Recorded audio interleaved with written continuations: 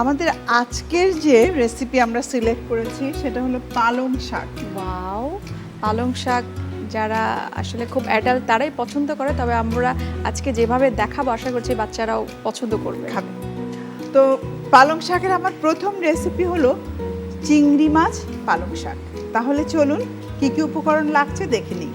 পালং চিংড়ি। উপকরণ: তেল পরিমাণ মতো, পেঁয়াজ কুচি 3 টেবিল চামচ, রসুন কুচি 2 টেবিল চামচ, সাদা সরিষা বাটা হাফ চা চামচ, কালো সরিষা বাটা 1 চা চামচ, মরিচ গুঁড়া হাফ চা চামচ, হলুদ গুঁড়া 1 টেবিল চামচ, ধনিয়া গুঁড়া হাফ চা চামচ, লবণ স্বাদ মতো, পানি পরিমাণ মতো, পালং শাক 1 কাপ, চিংড়ি মাছ 1 কাপ, কাঁচা মরিচ 8 থেকে 10টি। দর্শক দেখে নিলেন আমাদের উপকরণগুলো, এখন আমরা রান্না শুরু করে ফেলবো।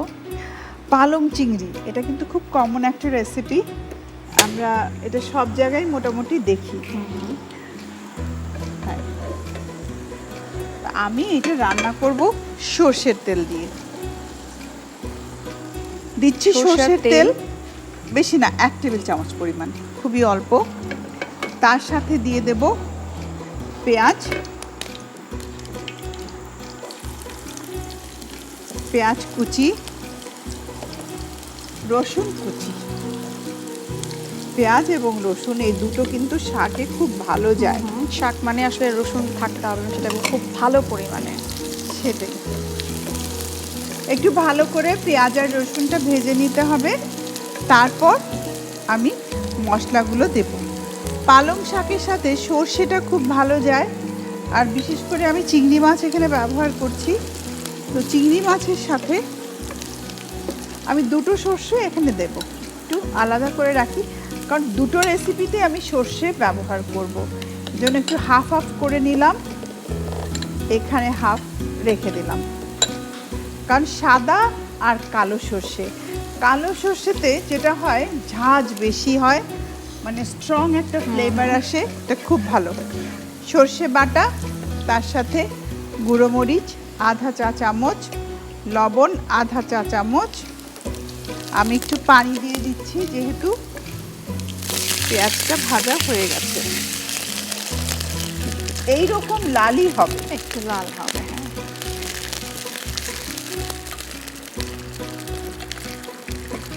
এখন শুধু হলুদ মরিচ আর সর্ষে বাটা আর একটু ধনের গুঁড়ো আমরা চাইলে দিতে পারি, না চাইলে না চাইলে দিলেও আবার কোনো করা যায়, অসুবিধা নেই।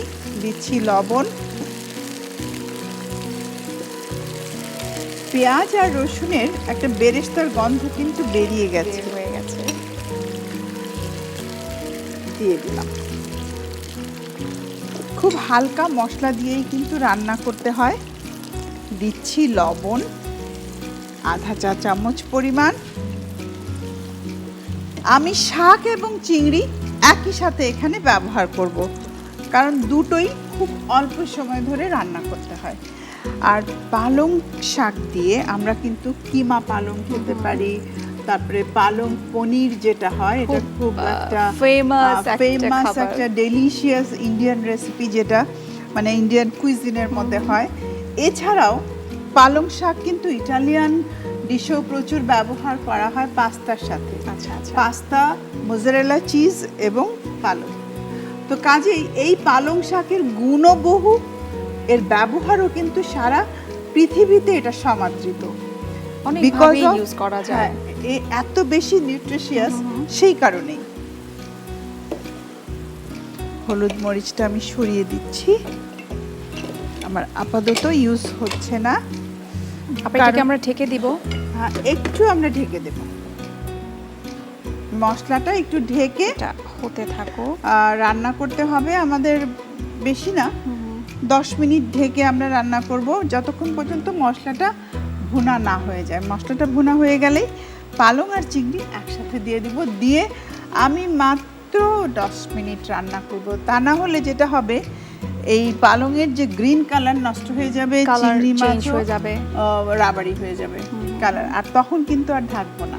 সেটাই আপা, আমাদের সবসময় আসলে উদ্দেশ্য থাকে যে খাবারের নিউট্রিশনটা তো আমরা বলবোই, পাশাপাশি খাবারের রংটাও কিভাবে আসলে ধরে রাখা যায় সেই মেসেজটাও দেওয়া কিন্তু আমাদের আর উদ্দেশ্য। ডেইলি একটা লিফি ভেজিটেবল কিন্তু অবশ্যই আমাদের থাকতে হবে, হ্যাঁ। থাকতে এবং হবে। আপা প্রেগনেন্ট মা যারা, তাদেরকে কিন্তু আমি বলবো যে খুব ভালো পরিমাণে যাতে পালং শাকটা খায়, কারণ নিজের জন্য তো অবশ্যই প্রপার নিউট্রিয়েন্ট পাচ্ছে, পাশাপাশি যে অনাগত সন্তান তার জন্য কিন্তু নার্ভাস সিস্টেম খুব ভালো ডেভেলপ করে। অবশ্যই আমার মনে হয় খুব আর দরকারি। মেয়েদের জন্য আমি এটা বলবো যে পালং শাকটা বিকজ অফ অবশ্যই ক্যালসিয়াম, খাওয়া হ্যাঁ, উচিত, প্রচুর because of পরিমাণে calcium। ক্যালসিয়াম আছে। আর মেয়েদের সবচাইতে বেশি ল্যাকিংস থাকে, কারণ মেয়েরা সবাইকে রান্না করে খাওয়াতে পছন্দ করে, নিজে অতটা খাবার সময় পায় না বা নিজের খাবারের দিকে তারা খুবই অবহেলা করে। সেইটাই। এটা আমি প্রায়ই পাই, আমার কাছে এরকম পেশেন্টও আছে যারা বলে হাঁটুতে ব্যথা, আমার চুল মানে নষ্ট হয়ে গেছে, আমার দাঁতে প্রবলেম, জয়েন্ট পেইন। তো এগুলো কিন্তু ফুড থেকেই আসে, থেকে হয় আর এর জন্য definitely। কোনো দামি বা অনেক টাকা খরচ করার কোনো দরকার নেই, আঙ্গুর আপেল কিনে খাওয়ার দরকার নেই। এই লাল শাক, ডাঁটা আমাদের শাক, দেশীয় কচু যে শাক খাবারগুলো আছে ওখান যেগুলো থেকে আছে, আমরা সেগুলো নিউট্রিশনটা থেকে আমরা পাবো। পেয়ে যাচ্ছি। আমার মনে হয় নুসরাত হয়ে গেছে, আমি এবার দিয়ে দেব। প্রথমে শাকটা দিয়ে দিচ্ছি। শাকও কুচি কুচি করে না কেটে একটু বড় একটু করে বড় সাইজ। মানে কাটলে সেটা এখানে কিন্তু আমরা একদমই কাটিনি, জাস্ট ভালো। লিফিটা চলে আসছে এখানে। বেশি কুচি করলে শাকের যে গুণগত মান আছে সেটা কমে যায়। এখন কিন্তু আমি আর ঢাকবো না, এটা আচ্ছা। এটা অল্প আঁচেই আস্তে আস্তে হয়ে যাবে। এটা কন্টিনিউয়াস তোমার খুব একটা নাড়ার দরকার নেই।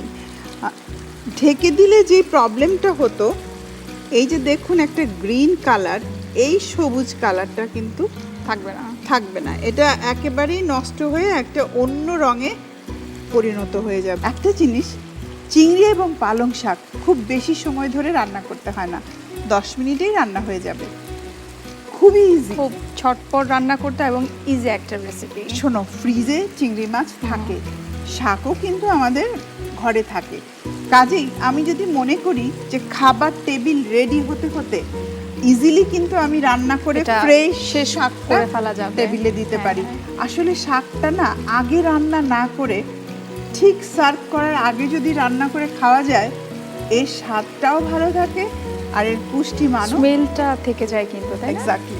হয়ে গেছে, একটু চুলাটা মাখো বন্ধ মাখো করতে থাকবে, আমি ঢেলে নিচ্ছি। একটু কাঁচামরিচ দিয়ে দিচ্ছি, তবে কাঁচামরিচ শাকে একটু লক্ষ্য করে খেতে হবে, কারণ দেখা যায় যে শাক কেউ মনে যদি- করে কাঁচামরিচ হ্যাঁ, খেয়ে পালং ফেললে, শাকের ডাঁটা হ্যাঁ, মনে করে কাঁচামরিচ খেয়ে ফেলে। সেটাই। ঢেলে নিলাম, ব্যাস। পালং শাকটা পুরোই কিন্তু গ্রিন রয়ে গেছে এখানে, এর ডাঁটা আর চিংড়ি মাছটাও বেশ সফট আছে। প্রিয় দর্শক, তৈরি হয়ে গেল আমার চিংড়ি পালং শাক। আপনাদের সুবিধার জন্য পুরো প্রণালীটি আরেকবার দেখে নিন। প্রথমে ফ্রাই প্যানে তেল দিন, এতে পেঁয়াজ কুচি ও রসুন কুচি দিয়ে ভাজতে থাকুন। হালকা বাদামি হয়ে এলে পানি দিন। অন্য একটি বাটিতে সাদা সরিষা বাটা, কালো সরিষা বাটা, মরিচ গুঁড়া, হলুদ গুঁড়া, ধনিয়া গুঁড়া ও লবণ ভালোভাবে গুলিয়ে নিন। এবার গুলানো মশলাগুলো ফ্রাই প্যানে ঢেলে কষিয়ে নিন। কষানো হলে পালং শাক ও চিংড়ি মাছ দিয়ে রান্না করুন। সবশেষে কাঁচামরিচ দিয়ে নামিয়ে পরিবেশন করুন মজাদার পালং চিংড়ি।